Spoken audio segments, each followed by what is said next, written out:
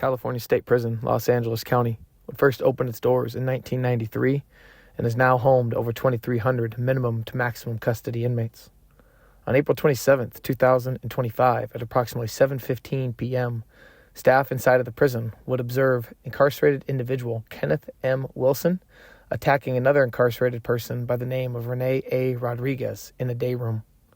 Staff quickly responded, quelling the attack by utilizing chemical agents and non-lethal weapons, and although staff would also initiate life-saving measures and also call 911, Rodriguez was pronounced deceased at 7:53 p.m. Developing tonight at 5, a Coachella Valley man accused of killing a convicted rapist at a state prison in Lancaster. Last night, staff at the prison reported seeing 30-year-old Kenneth Wilson attacking his fellow inmate, 51-year-old Renee Rodriguez. Rodriguez was sentenced to life without the possibility of parole for rape and force and fear of bodily injury. In 2020, Wilson was convicted in a botched drug deal murder case in La Quinta. Wilson also involved in a murder in Joshua Tree in 2015. The Los Angeles County Medical Examiner is investigating the cause of death in this latest case at the prison. And the SNYs have gone from a haven for safety to a den of predators, says Central California gang investigator Robert Clayton. I've had inmates request to go back to the main line, the general population, because they were more afraid of these SNY gangs than they were of the gang they left prior. So we have guys that ask for protection all the time off of a protection yard. In this case, these Northern Riders, all lifers, were allegedly extorting X-Rated to force him to produce a rap album of their own. Investigators say Northern Riders, who also use a falling star as their symbol, grew from 6 members to 800 in a decade, making it the fastest growing SNY gang. But Northern California investigator Mike Brody says, not the only one. All over the state. There are dropout gangs for every ethnic group and every territorial group. Brothers by choice, sucker-free, independent riders, cutthroat family, bad news banditos. Since the 1990s, the list has grown to more than 24 SNY gangs. Some have disappeared. But investigators say there are now SNY gangs at 22 of the state's 33 prisons. That's up from just 2 SNY yards that were first established in 1998. Gang investigator Billy Idroso worked the San Diego prison beat. They're dangerous because what people don't realize is just because you're a dropout, it doesn't mean that you lost that mentality. You know, you still have that gangster mentality. And here on these SNY yards, that means taxing, extortion, theft, drug dealing, assaults, and even murder. It's just drama. That's all they are, is drama. This inmate, who does not want to be identified, says he's been jumped a couple of times on SNY yards. So wait for you to get your drugs out and come over and just take what you have. You're going to send money to my books, and if you don't, we're going to smash you. Ironically, these SNY, or protective custody yards, are supposed to be safer than the main line. It was a movement. Dagoberto Noyola, known as Dago, says he's a founding member of the 2-5s, also referred to as dos cincos, cinqueros, pesetas, the Spanish word for a quarter, or simply the numbers. It wasn't a gang back then, it was just a way of life for us because we had to survive. It started, he says, with less than a dozen dropouts, all at odds with the Mexican mafia, who bonded together for self-protection here in Birch Hall at the California Institution for Men in Chino. That was 20 years ago. You must understand it's an insane world with an insane set of rules here, and they change so much. Dago says the 2-5s were tired of mafia politics. You didn't adhere to their policies, you were an outcast. Tired of doing hits on their own homeboys. A gang is a gang. We're supposed to be a brother here, but it's like pretty much everybody throwing everybody under the bus. And tired of paying the mafia a 1/3 cut on all the drugs they sold. Nobody likes anybody else in their pocketbook. The 2-5s, now the largest SNY gang with 1,500 members and associates, set up their own list of rules discouraging unwanted attention and homosexual activity, and demanding respect for each other, free of ridicule, and dedicated to wiping out the more established prison gangs. Emmer, AB, and LR, those are our enemies. That's who I war against. The 2-5s grew along with an expanding pool of recruits as a record 30,000 inmates dropped out of their gangs during the past 12 years, all tired of traditional prison gang politics. They're tired of getting used. You can't trust nobody. Your best friend will be the first one to stab you in the back. Investigators say SNY gangs are more appealing with a structure and leadership that is loose. They're interracial. Members are allowed to flip in and flip out. But prison investigators warn the game is still the same. Making money and controlling the yards. That's led to an unprecedented number of riots and injuries on the supposedly safer SNY yards. I think it all boils down to is you can't take that gangster out of that gangster lifestyle. And investigators agree, here on the SNY yards at California prisons, there's a whole new evolution of gangs. What is even more frightening, say those who are following this phenomena closely, is that the influence and violence of the SNY gangs is already bleeding out into the streets. We'll have more on that story next Sunday. Chris Blatchford, Fox 11 News. Record numbers of inmates are dropping out of gangs in the California prison system. They're flooding what are called sensitive needs yards, or SNYs. But now, those supposed dropouts have formed a new brand of gang. In part 2 of his report on SNY gangs, Chris Blatchford says they're now moving their criminal influence from the prisons to the streets. Go in the same car, pick up a bag, and bam. Investigators say 5 members of the Northern Riders gang gathering in this Central Coast motel room are planning a robbery. They'll have a bank within distance where the store's at, so they don't have to drive too far. In this undercover video obtained by Fox 11 News, you only see Joey Cloud, known as Smokey. He has the word Rider tattooed in big letters across his neck, and the gang's symbol, a Playboy bunny logo, inked on his scalp. Gang investigator Mike Brody says Northern Riders meet every month in sessions called networking or council. Everybody gets together. This is what I do. I know how to do robberies. I know how to steal cars. I got a connection for drug trade. Investigators say Northern Riders were formed a decade ago behind prison walls. And it's the fastest growing group of a new hybrid of prison-based gangs composed of dropouts who left other gangs and went into protective custody on so-called sensitive needs yards, or SNY for short.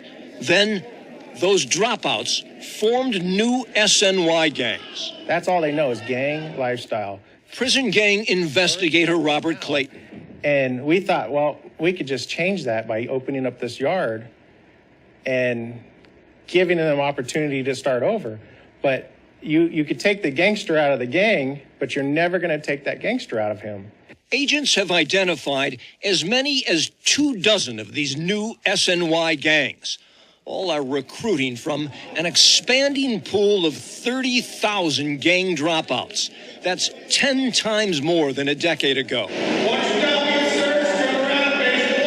Prison sources say gangsters are now dropping out at the unprecedented rate of 2,400 a year. Francisco Hernandez, also known as Frank Nitti, belongs to what is estimated to be the largest SNY gang, the 2-5s, also known as Dos Cincos, DC, or the numbers. We got betrayed, disrespected, everything. Nitti, who says he did a number of hits for the Mexican mafia before they stabbed him 16 times, explains he and other dropouts became disillusioned with the heavy-handed rule of traditional prison gangs. Mexican mafia, Nuestra Familia, Aryan Brotherhood, Nazi lowriders, and Black Guerrilla Family. Now, he's committed to 2-5 revenge. Mexican mafia, I go against them now. So if I see one that's really active, I try to get him. I try to do whatever I could do to hurt him, whatever it takes. Murders, kidnapping, robbery. And that, cops say, is now translating into a new brand of organized crime. SNY gang style. We gotta have fools too that know how to steal cars. And like these Northern Riders, growing influence and violence not only on prison yards, In order to do something like that, we need a stolen car. but out here in the community. I know how to steal cars. Cops say the Northern Rider heard talking in this video is also caught on camera during this home invasion robbery. Drug ripoffs at mafia-related stash houses are a favorite target. And the SNY gangs have a more even split of the take than more traditional mobsters. The profits are spread amongst each other equally rather than one individual profiting from them. Bunny-tattooed Northern Rider girlfriends are used to open credit card accounts to fund buys of drugs and guns. And detectives say this Northern Riders crew, recently convicted and sent to prison, bought that contraband from a cartel member in the Central Valley. During a search of Maldito Mejia's residence, cops found narcotics and plastic baggies emblazoned with the NR Bunny symbol. Wanting people to know that whoever bought that dope, that they were buying it from the Northern Riders for the purpose of creating fear and intimidation. Frank Nitti says it's the same for 2-5ers. Now it's like, man, everywhere you go, you see a 2-5er. We wear jerseys, wear DC hats. Now these days, there's a lot of 2-5ers in the streets. We're starting to see a lot of them. Gang detective Robert Morales says it was a 2-5er parolee who crashed this stolen car in Rialto. Eric Robledo, known as Mosco, a 2-5 tattoo hidden on his back, is now doing 5 years in prison after leading cops on a high-speed chase. At the end, he hit a guardrail, which swung back into a police car, injuring an officer. He then took off on foot. We actually caught Robledo a block away, hiding inside of a garage. He then self-admitted to us that he was 2-5. In San Bernardino, Peter Wino Amaya, a former 7th Street West Side Verdugo shot caller seen here in court, is accused in a plot to murder a gang dropout named Alicio Aguilar, known as Pequeño, also a 2-5er. Detective Bob Kelly. We believe that he was, in fact, going to try to kill him. A hit. A hit. Investigators say Wino was going to use these guns to do the hit. 8 other conspirators have already been convicted, and sources now tell Fox 11 News that Wino, who's been fighting the case and fell out of favor with the Mexican mafia, is bragging around the San Bernardino County Jail that he's now become a 2-5er. Detective Mike Martinez. It's a Shark Tank, and if you're not at the top of that pyramid, you're going to be the shark that gets eaten. And in West Sacramento, there's another example of SNY gang presence in the streets. Billy Wolfington and Shannon Silva, both affiliated with Northern Riders, are facing a possible death penalty. Detectives say here in the parking lot of this motel last September, in a dispute over a drug debt, the 2 parolees allegedly stabbed a Crip gangster to death. Because everywhere you go, it's like you got SNYs everywhere now. Getting bigger now, you know. Prison investigators say there's already evidence that SNY gangs have spread to other states, including Oregon, Washington, Colorado, Idaho, Oklahoma, and Nebraska. That's no surprise to Frank Nitti. I like the thrill. I know what I'm getting into. I go out there and I do what I got to do, you know. Investigators, aware the phenomenon started here in prison, believe it's time to treat SNY gangs just like a prison gang. Lock down active members in high-security cells known as shoes, and implement a tougher screening process for gang dropouts seeking protection on SNY yards. One investigator tells us the worst thing we can do is pretend this SNY gang phenomenon is not a real threat. Chris Blatchford, Fox 11 News. What's going on, you guys? Welcome back. Another episode of Green Lit Gang TV. Much love, much appreciation. Thank you guys so much for checking out the channel today. It means a lot that you continue to support. We are growing at a really rapid rate. We're about to be 17,500. I'll hit 18,000 subscribers here probably in a week or two. The goal for 20,000, I think I'm going to be able to blow that out of the water, and that is all because of you guys. Really quick, you already know the drill. If you're new to the channel and you like what you see, like what you hear, please subscribe, leave a comment, and hit the like button. If you are a returning individual to this channel, then you already know how much it means to me for the continued support. Also, hit the like button, drop a comment, engage in some conversation. And if you haven't already subscribed and you've been watching my videos, it takes a half a second, guys. Please hit the subscribe button. It means a lot more to me than you really do know. Again, thank you. And again, I am nothing without the continued support of the individuals that watch this channel. Okay, so we're going to be sticking with the same theme that we've covered so far in 2025, and that is the violence and death that continues to plague the California Department of Corrections and Rehabilitation. As this murder happened on April 27th, 2025, as of right now, California is on track to more than double their murder count within their prison systems. It's an absolute joke. Some people will say, man, you can't blame this person or that person. Yes, I can, because you are putting people's lives in danger every single day, every hour of the day. The people that work in the prisons, the inmates that live in the prisons, they are all at risk. Jeff McCumber, Gavin Newsom, you know exactly who I'm talking about. Newsom being the governor of California and McCumber being the head of the CDCR. Okay, so this is an article from April 28th, 2025 out of California State Prison, Los Angeles County regarding the death of Renee Rodriguez. California Department of Corrections and Rehabilitation officials are investigating the April 27th, 2025 death of an incarcerated individual at California State Prison, Los Angeles County as a homicide. At approximately 7:15 p.m., staff observed incarcerated person Kenneth M. Wilson attacking incarcerated person Renee A. Rodriguez in the day room. Staff responded, quelling the attack by utilizing chemical agents and non-lethal weapons. Officers immediately initiated life-saving measures on Rodriguez and activated 911. Rodriguez was taken to the prison's triage and treatment area and then transported to an outside medical facility where an LA County Fire Department paramedic pronounced Rodriguez dead at 7:53 p.m. Officers would recover 2 improvised weapons at the scene of the attack. No other injuries were reported, so Wilson was double-fisting there with homemade knives and weapons. Officials limited movement in the day room where the attack occurred to facilitate the investigation. Wilson had been placed in restricted housing pending an investigation by the LAC Investigative Services Unit and the Los Angeles County District Attorney's Office.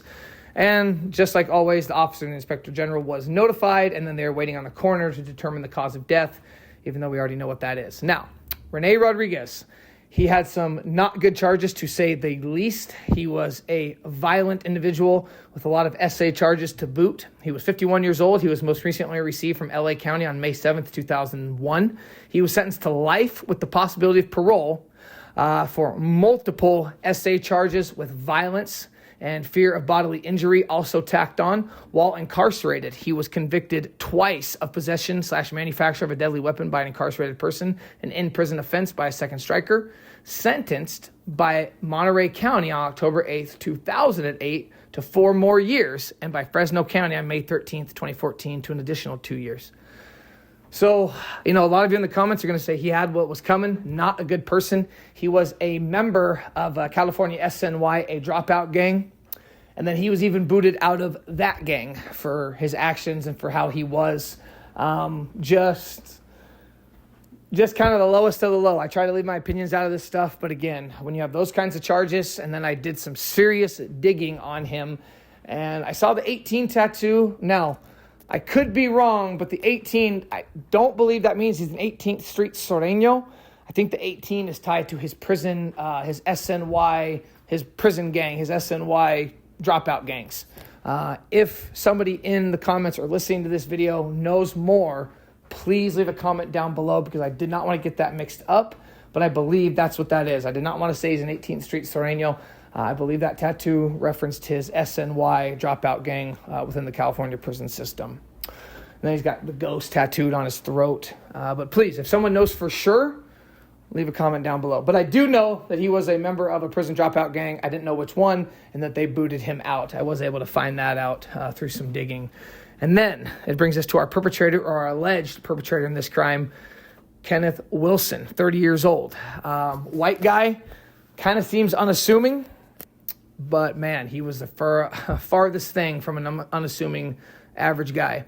Wilson, 30, was received from Riverside County on February 28, 2020. He was sentenced to life without the possibility of parole for first-degree murder with an enhancement of being armed with a firearm. He was also sentenced by Riverside County to 4 years for possession of drugs, paraphernalia, alcohol in jail, prison as a second striker, 4 years for battery on emergency personnel as a second striker, 4 years for first-degree robbery and criminal threat to cause great bodily injury, death, and 3 years for second-degree robbery, all to be served concurrent with the first sentence. Very violent. He was a drug dealer, and we're going to get into his actual case. And it was basically the premise of it is he tried to sell fake coke to a guy, and the guy didn't take it, and he ended up dead over not taking Kenneth Wilson's fake coke. But we're going to have a really, really good information, a really good breakdown of that in just a minute.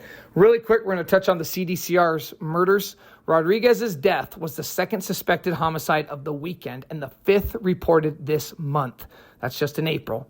It's also the 13th suspected homicide inside state prison this year, California, a number that puts California on track to more than double the 24 inmate homicides reported last year.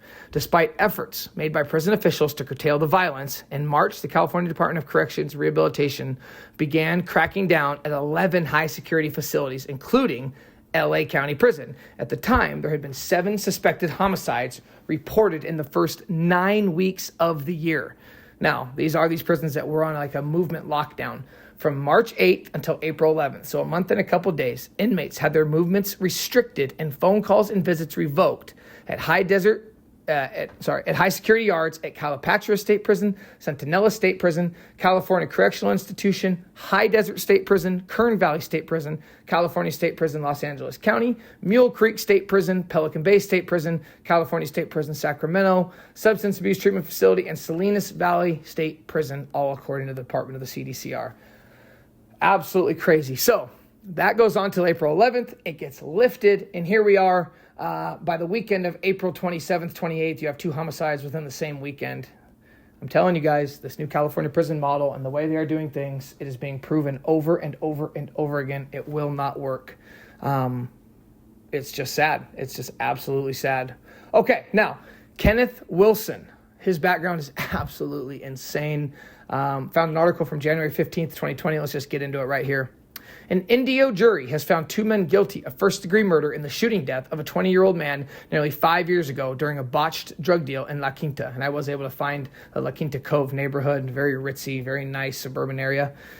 Jesse Keith Cotton, 21, and Kenneth Michael Wilson, 25, were both charged with murder and attempted robbery, along with a sentence-enhancing allegation of discharging a firearm causing great bodily injury for the January 30th, 2015 shooting in the Cove neighborhood.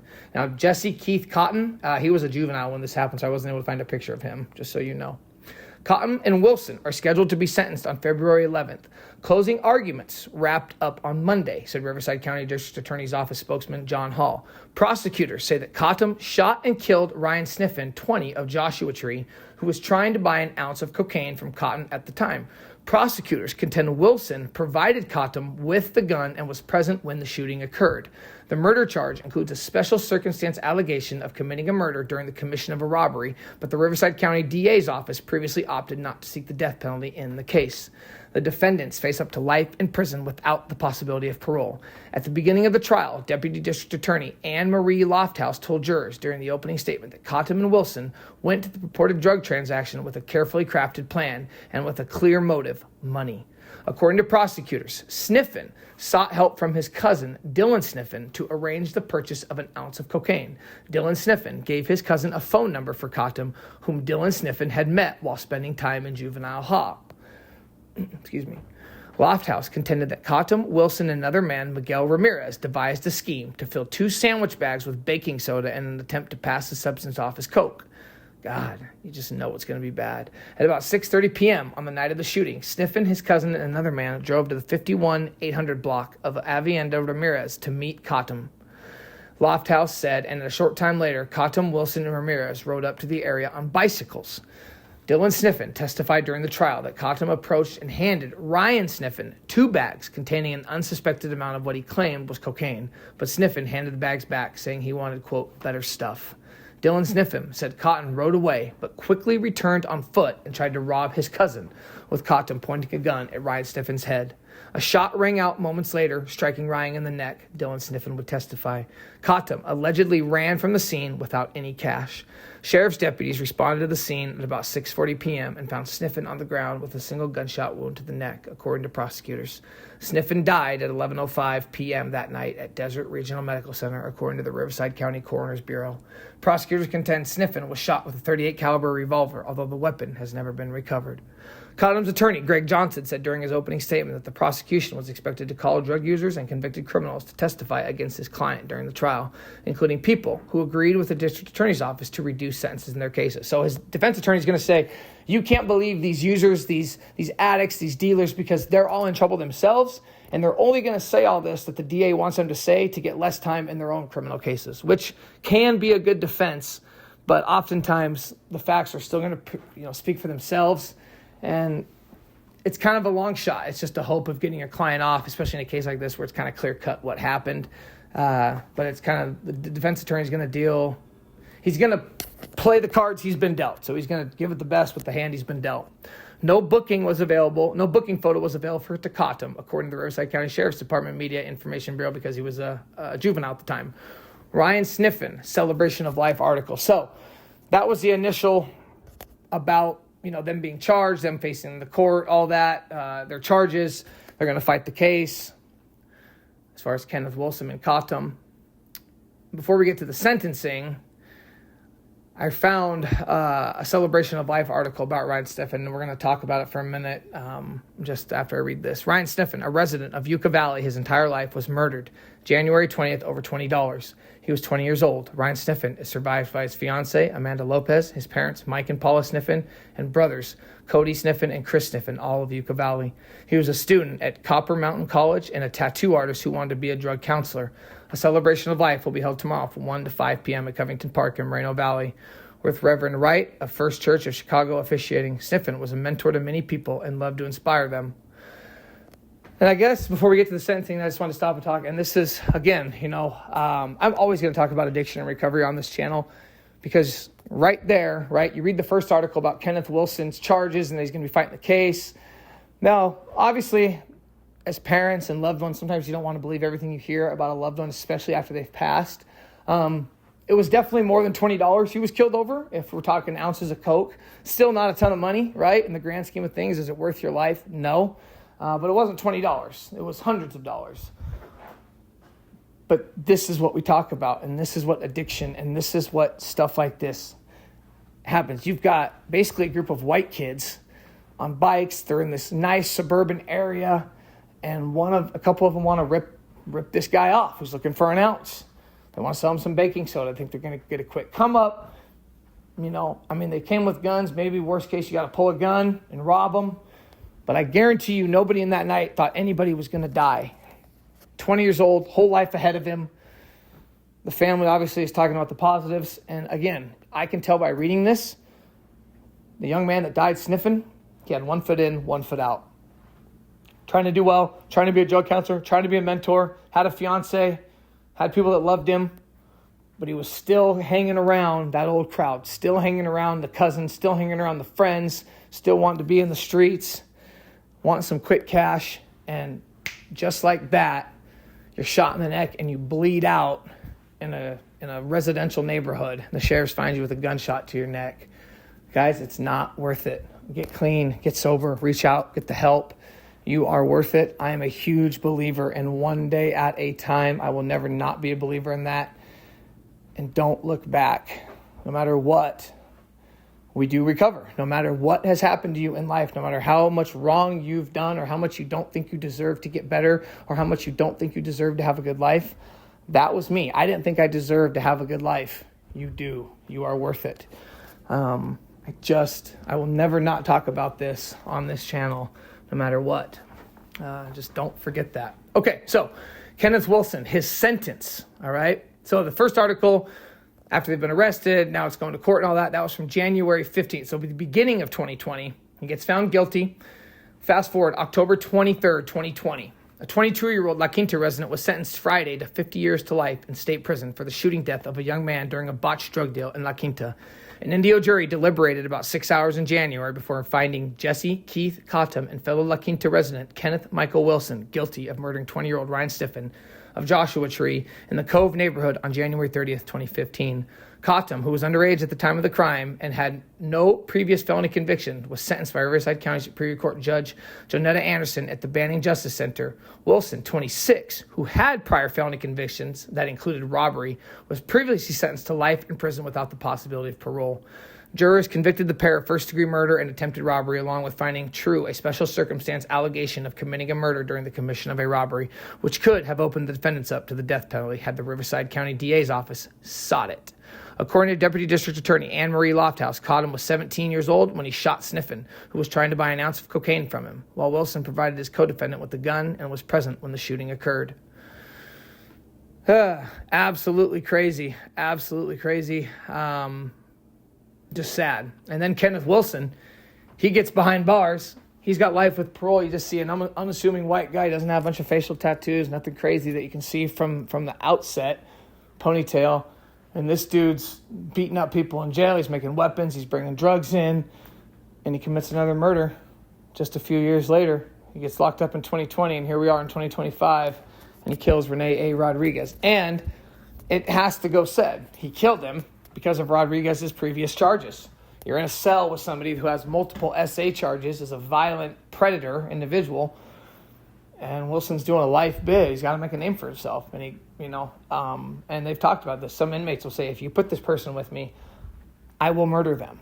And sometimes those threats are heard. Not saying he did say that. Not saying he absolutely told the guards that, hey, I'm going to kill him. But this is the stuff that happens all the time. And again, California CDC are on track for more than double the amount of homicides as last year. They're on track for 48. That's almost 50 people that are going to be killed within the CDCR.